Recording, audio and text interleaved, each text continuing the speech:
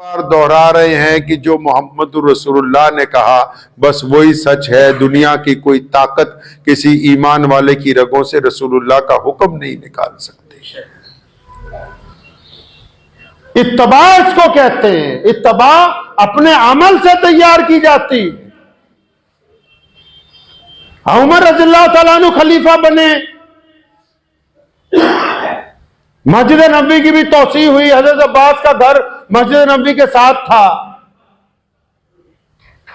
तो जब बारिश होती थी तो परनाले का पानी गली में गिरता था, लोगों के छींटे पड़ते थे।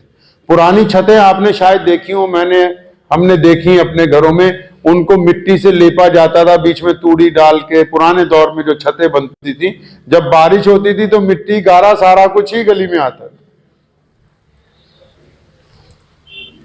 तो किसी ने, उमर रज़ियल्लाहु ताला अन्हु खलीफा थे, फरमाया सारी दुनिया में तुम इंसाफ करते फिरते, नमाजी आते मस्जिद नबवी में, ये परनाला लगा हुआ है हुज़ूर सल्लल्लाहु अलैहि वसल्लम के चचा के घर के बाहर,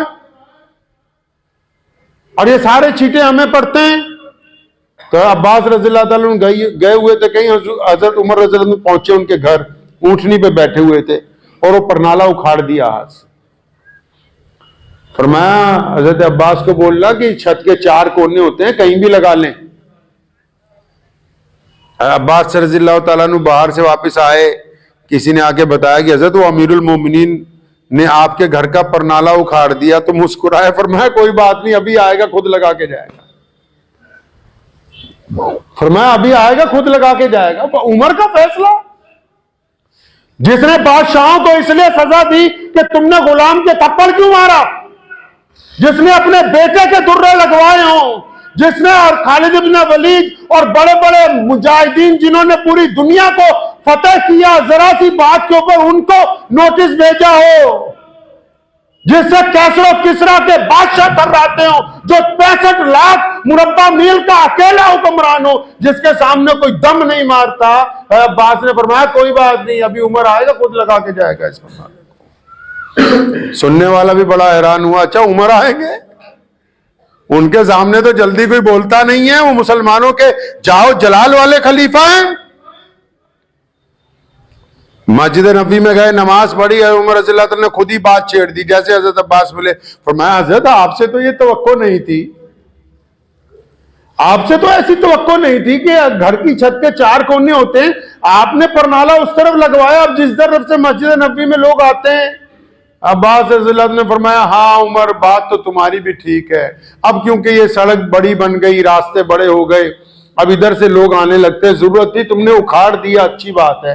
मैं भी बहुत दफा सोचता रहा कि इसको उखाड़ दूं, लेकिन किस्सा ये था कि जब मैं ये घर बना रहा था तो एक दिन प्यारे नबी सल्लल्लाहु अलैहि वसल्लम आ गए और मुझे कहने लगे चचा क्या कर रहे हो? मैंने कहा घर तामीर कर रहा हूं। फरमाया चचा मैं भी कुछ अपने हाथ से कर दूं।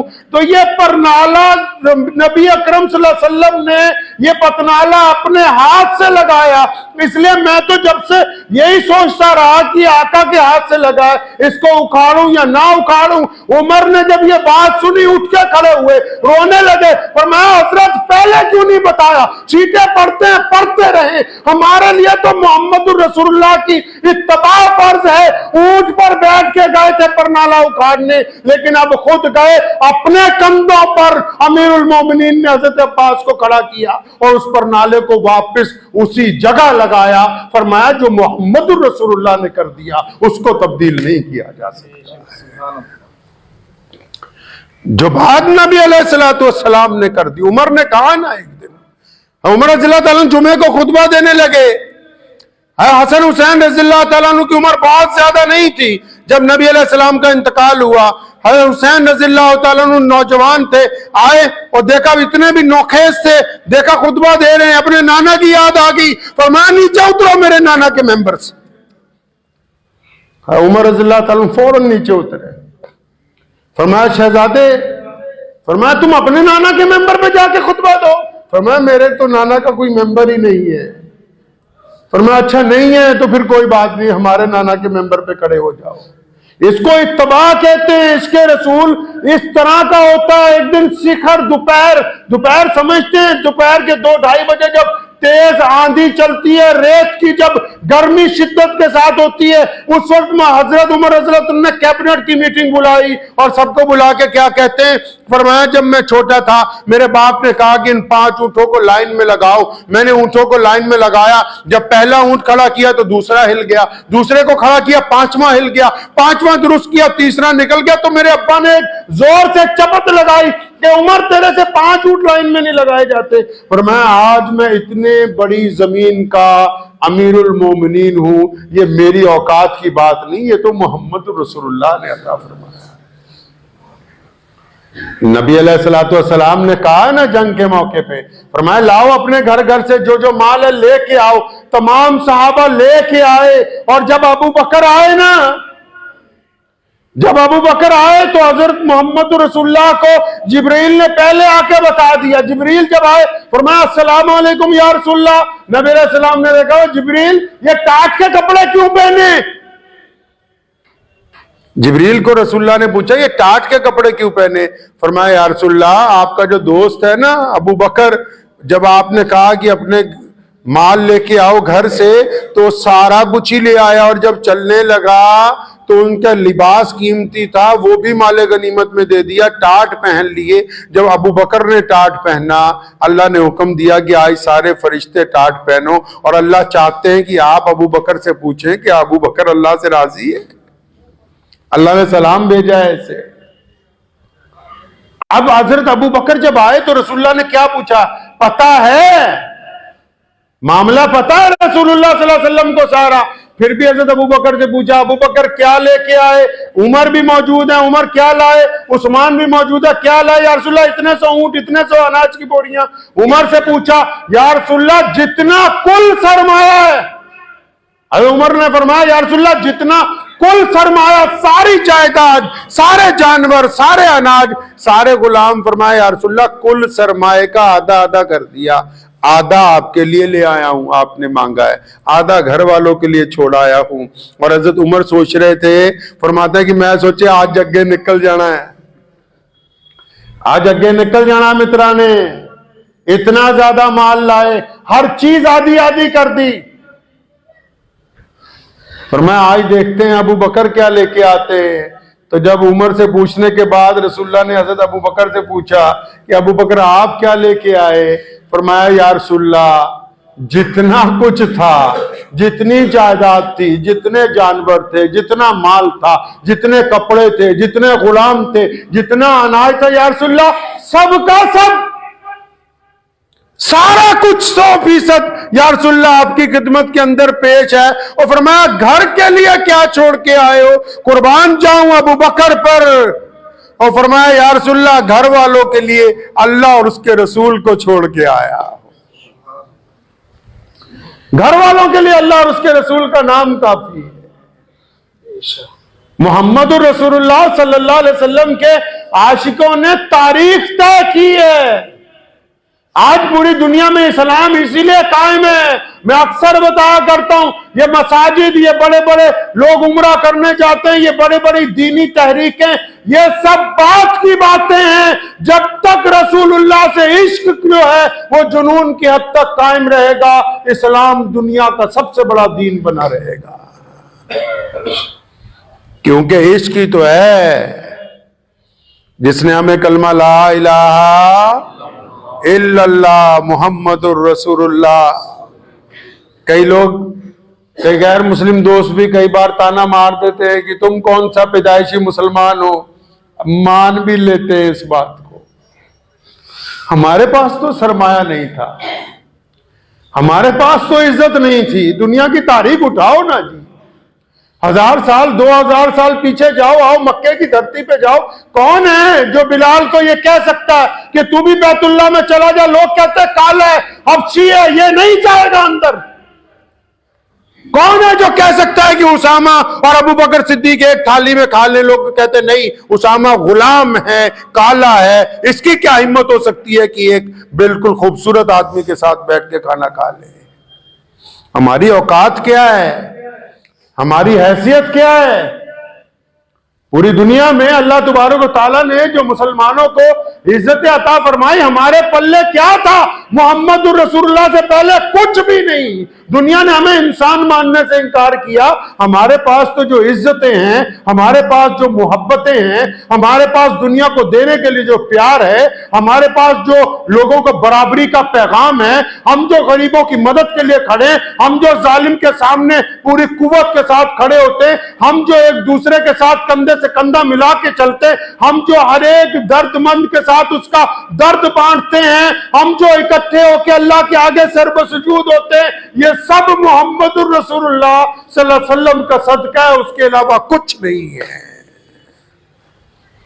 पूरे कुरान का मफहूम यह है कि रसूलुल्लाह से इश्क करो। पूरे दीन का मफहूम यह है कि रसूलुल्लाह से इश्क करो। कुल इन कुंतुम तुहिब्बूनल्लाह, फरमाया तुम कहते हो कि हम अल्लाह का कहना मानेंगे, तो चलो फिर रसूलुल्लाह का कहना मानो। तुम कहते हो अल्लाह से मोहब्बत है, चलो रसूलुल्लाह से मोहब्बत करो। जब तक रसूलुल्लाह से वफादारी नहीं हो सकती, तब तक कोई इश्क कामिल हो ही नहीं सकता। और रसूलुल्लाह सल्लल्लाहु अलैहि वसल्लम ने फरमाया, बुखारी की हदीस है, फरमाया तुम्हें ऐसी बात ना समझा दूं कि जिंदगी का जायका आ जाए, मजा आ जाए जिंदगी में। साहबा ने कहा या रसूलुल्लाह बताएं। फरमाया बस फिर जिससे भी मोहब्बत करो अल्लाह और उसके रसूल के लिए करो। जिससे भी मोहब्बत करो अल्लाह और उसके रसूल के लिए। कोई किसी मजहब का मानने वाला हो, कोई उसका रंग हो, कोई उसकी जात हो, हमने ये समझ के मोहब्बत करनी कि हमारे नबी अलैहिस्सलाम ने फरमाया कि हम मजलूमों की मदद करने वाले, हमारे नबी अलैहिस्सलाम ने फरमाया कि हम भूखों को खाना खिलाने वाले, हमारे नबी अलैहिस्सलाम ने फरमाया कि हम जालिम का जवाब देने वाले, हमारे नबी अलैहिस्सलाम ने फरमाया कि हम नफरत की बजाय मोहब्बत को तकसीम करने वाले।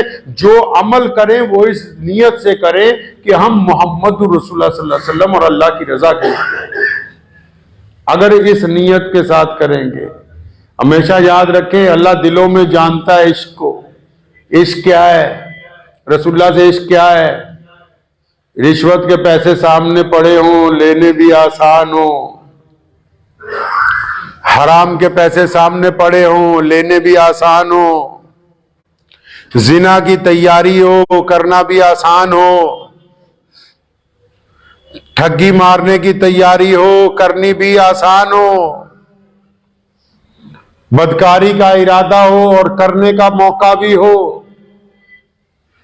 गुनाह मयस्सर आ जाए, ताकत भी हो गुनाह करने की, उस मौके पे आके जब बंदा अल्लाह और उसके रसूल सल्लल्लाहु अलैहि वसल्लम की रजा के लिए कि मुझसे मेरा रब नाराज ना हो जाए, मेरे आका सल्लल्लाहु अलैहि वसल्लम के हुक्म की नाफरमानी ना हो जाए, जब यहां पर इनकार करता है तो यो सिग्नल वहां पहुंचता है कि वो फला बंदा जो है वो आशिक रसूल सल्लल्लाहु अलैहि वसल्लम। समझे बात को आप? ऐसे नहीं सिग्नल पहुंचना। ऐसे तो लाउड स्पीकर पे शोर मचाया जा सकता है, कोरमा हलवा बिरयानी खिलाई जा सकती है, वो तो यहां से फरमाया इन्नमल आमालु बिन्नियात, यहां से बात पहुंचनी है। रसूलुल्लाह सल्लल्लाहु अलैहि वसल्लम के रोजे मुबारक में जो कचहरी लगती है ना रोजाना, जहां फाइलें पेश की जाती है उम्मत की, वहां तो यहां से बात पहुंचनी है।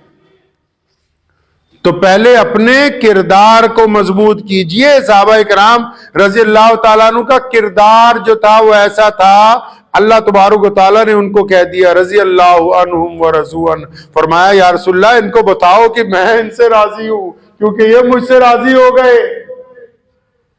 तो हमेशा इस बात को ज़हन नशीन कर ले कि हमारी जिंदगी का म्यार इश्क रसूल सल्लल्लाहु अलैहि वसल्लम होना चाहिए। करेंगे ना इंशाअल्लाह। दिल में अल्लाह ने मीटर लगा दिया है, जो बददियांती आती है उसको अल्लाह और उसके रसूल के लिए छोड़ दीजिए। तो इसका मतलब आप आशिक हैं रसूलुल्लाह के, आप आशिक हैं रसूलुल्लाह के। अगर बददियांतियां किए भी जा रहे हैं, बुल्ले शाह की एक बात मुझे हमेशा बहुत अच्छी लगती है। बुल्ले शाह रहमतुल्लाह अलैह ने दो लफ्जों में बात खत्म की, फरमाया नमाज भी नीति जाने हो, ठगी भी कीती जाने हो, आके कीती जाने। अपनी नीयत को पाक करके हजरात साहबा इकराम रज़ियल्लाहु तआला अजमईन के वाकयात पढ़े। इंसान की कुव्वत फतेह में नहीं होती, इंसान की कुव्वत अपने अकीदे पर कायम रहने से होती है। जाहिरी तौर पर कोई भी बंदा ताकत हासिल कर सकता है, लेकिन असल ताकत वो है कि बंदा अपने अकीदे पर कायम रहे, बंदा दूसरे को तकलीफ पहुंचाने वाला ना हो। तो दुआ भी कीजिए अल्लाह तबारक व तआला मुझे भी और आप सबको भी हजरात सहाबा इकराम रज़ी अल्लाह तआला अजमाइन की जिंदगियों से सबक हासिल करने की तौफीक अता फरमाए और प्यारे नबी हज़रत मोहम्मद रसूलुल्लाह सल्लल्लाहु अलैहि वसल्लम का सच्चा और पक्का आशिक बनने की तौफीक अता फरमाए। व आखिर दावाना अनिल हम्दुलिल्लाहि रब्बिल आलमीन।